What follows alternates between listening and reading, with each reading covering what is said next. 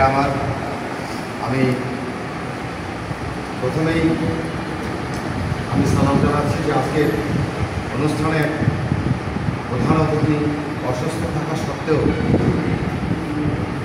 জনাব honorary captain জনাব ফরহাদ হোসেন শিকদার, এখানে উপস্থিত বিজ্ঞ এবং প্রবীণ বর্তমান আয়োজক কমিটির আহ্বায়ক এবং আজকের সভাপতি জনাব নূর মোহাম্মদ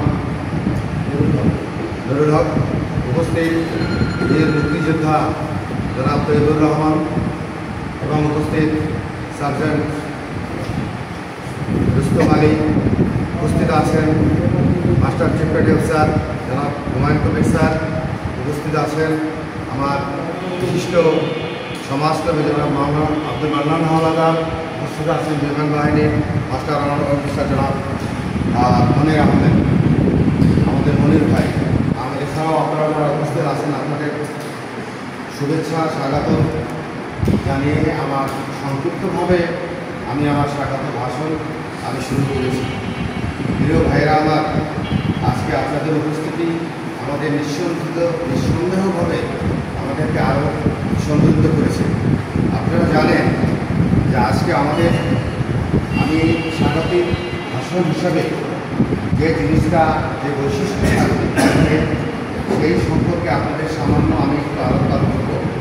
আপনারা জানেন যে আমরা আমাদের বিগত দিনে আমাদের এই সংগঠনটা প্রায় সেই 90 দশকের থেকে তারও আগে থেকে আমাদের হাতে পা করে বিভিন্নভাবে বিক্ষিপ্ত অবস্থায় এই সংগঠনগুলো প্রতিষ্ঠিত হয়েছিল। পরবর্তীতে যখন আমাদের লোক সংখ্যা বাড়ল, ফরহাদ স্যার আসলেন, নুরুল হক ভাইটা এই যে বস্তু ওনারা যথেষ্ট পরিশ্রম করছে এইটা নিয়ে। এর পরবর্তীতে আপনাদের